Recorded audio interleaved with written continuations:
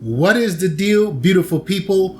Welcome back to the channel. My name is Ramon, and around here, we talk about any and everything photography. Today's topic, the death of Instagram and how they betrayed photographers. 1,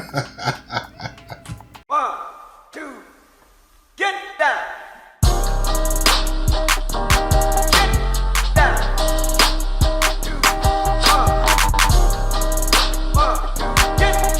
So yes, it's hard to escape it. It's a bubbling topic in the photography community, and to be honest, it's been trending for the last, I'd say, 2 years, right? Like, this isn't new, but what is new is a few months ago, I think the head of Instagram, pretty much came out and was like, yeah, go fuck yourselves. We're all about video now.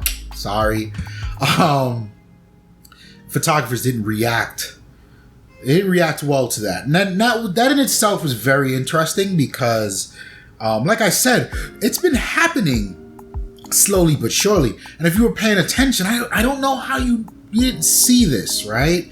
And Instagram has really, it's transformed from this thing. Actually, Instagram's transformed a few times, but it went away from like a place of creativity to really a place of influence, and now it's a business of marketing and influence. Like, it ain't got shit to do with us anymore as photographers, and I think a lot of people are having a hard time really accepting that, and I think the sooner you adhere to this message, the sooner you get on with life.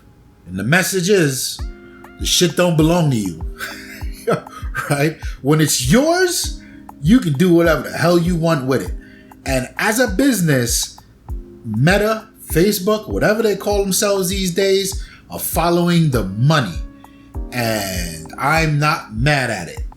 And brokenhearted, right? Because we all got dreams of being Danny Batistas of the world and amassing hundreds of thousands of followers, and every image we post of our coffee and lollipop, and it becomes this, oh my God, he's so forward, he's so influential, he's so ahead of his time, he's posting images of his coffee in the morning. Like, we all want a piece of that exposure, but like, you really don't.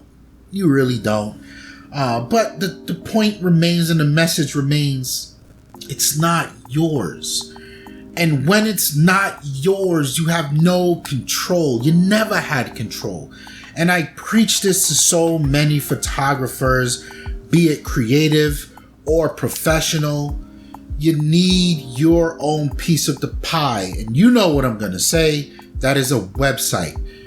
I don't give a shit if your website is just a blog format, a shitty WordPress theme.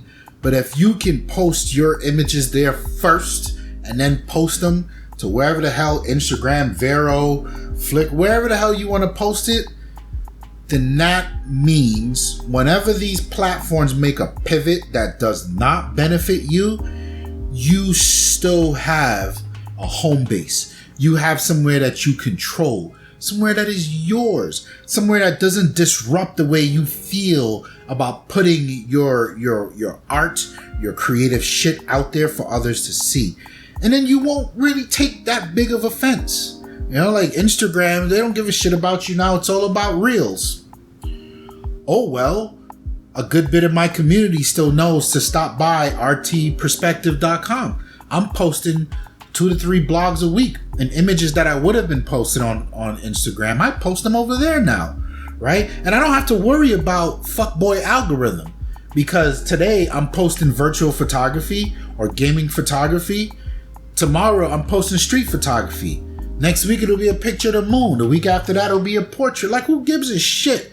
Like, I am a photographer, and I fight not to be put in this category of a portrait photographer, a street photographer, a virtual photographer, a macro photographer. Fam, however my brain thinks and sees things, I want to replicate that from the perspective of the camera to freeze that moment. I don't care what it is. I don't care what camera I use. I refuse to be buried under the stats of an algorithm because today I posted this, but tomorrow I don't. Fuck you. Don't tell me what's consistency. Consistency is, for me, constantly creating. Don't put your labels on me. I'm just saying. My second point to this, they got the numbers. Not only do they have the numbers, they have a goal in mind, right? Like, you'd be a fool to think that there won't be a time where video becomes the norm, right? Whenever that is, whatever that looks like. But we're heading very quickly towards it. And in photography, I think it's dope what we'll be seeing in the future. It'll kind of align itself to a lot of painting and stuff like that. And hopefully that gives photography the clout that it always been searching for, because I find people think about collecting art, it's usually painting and things of that nature. A lot of artists and people who collect art don't really consider photography art. So I guess the more video pushes it that way, I guess hopefully the more the art community embraces it as that is an amazing pastime and it requires a ton of skill and we accept you as art. But until that happens, these platforms, everything is going video. Video is not only it's not only something that is sort of, you consume your entertainment, you consume your latest influencer's message, whatever the fuck they're pushing, but it's how we learn now. Who the fuck's reading a book? I don't have the attention span to read the calories on the back of a Twinkie. You think I'm reading a book to learn how to do color grading? False. Right? So a lot of how we work as human beings is going to be wrapped up into video. And I think as a platform, Instagram finds themselves squarely in the middle of that.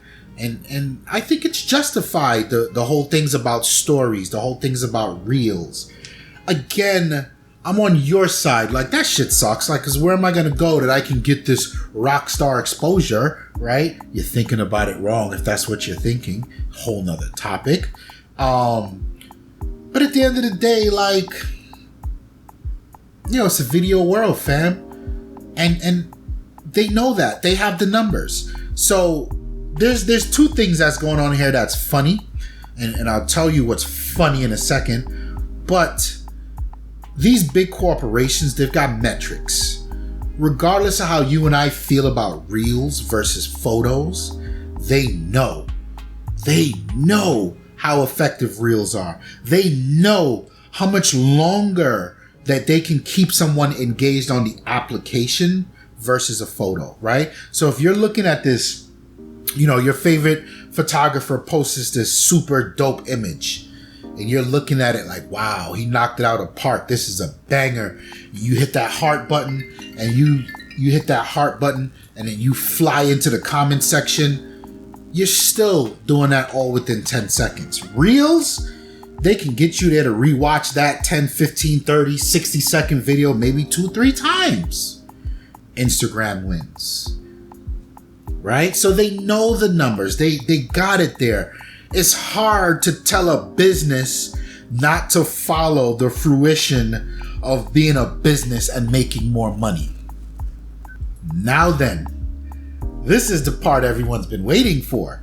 And this is the part that's bubbling up in my YouTube feeds, right? My YouTube feeds. And everyone's trying to figure out, where do we go as photographers? We're left out in the cold. It's raining. We don't got a jacket. Oh my God, no one loves us.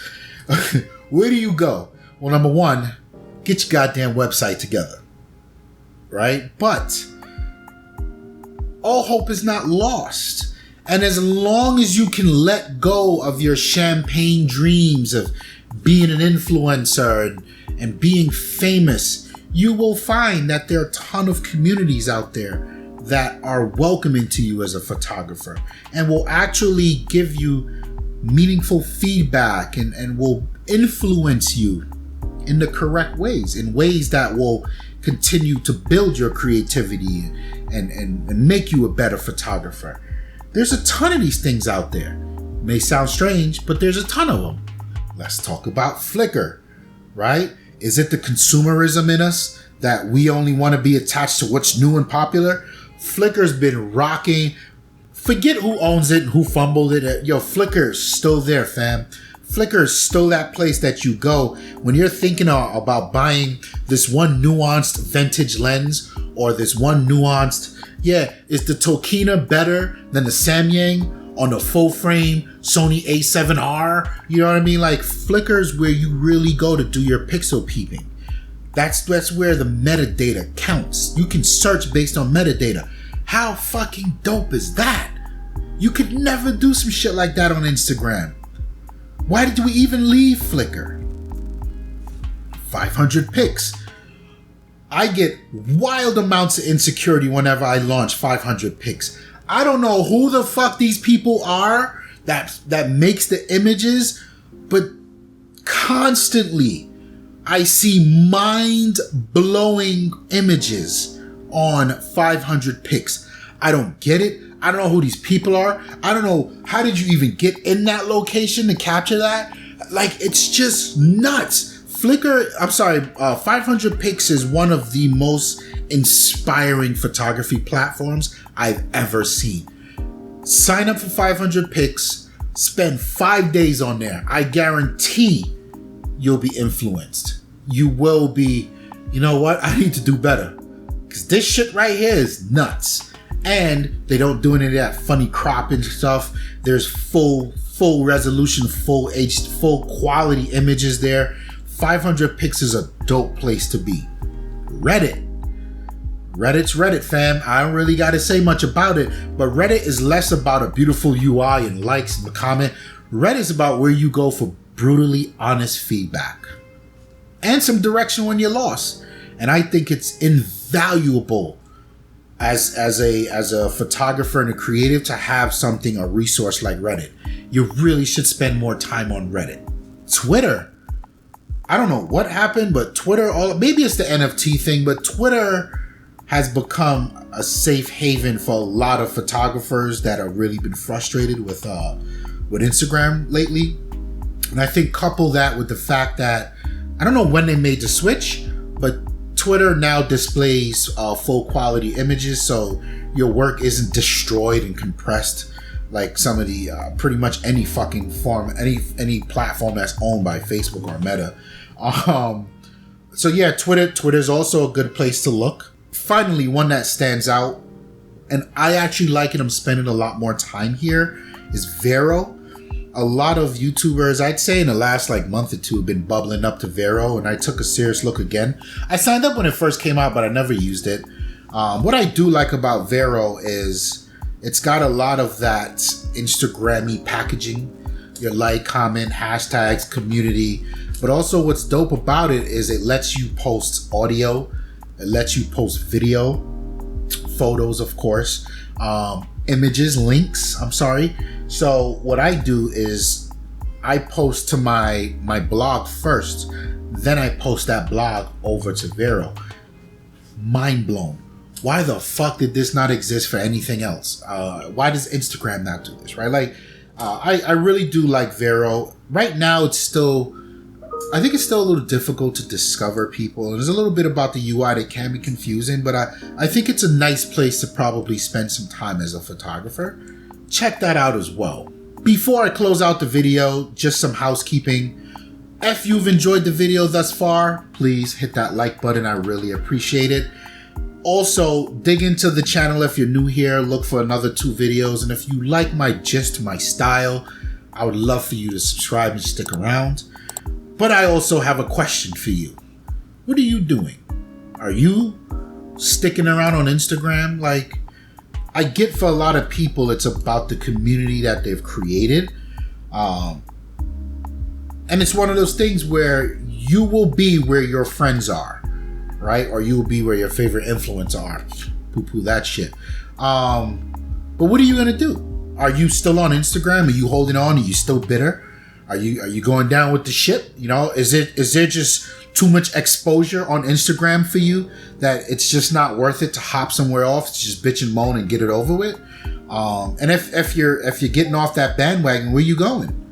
You know, I mentioned a few platforms that I think will be pretty good for anyone, pretty much. So, where do you think you'll end up?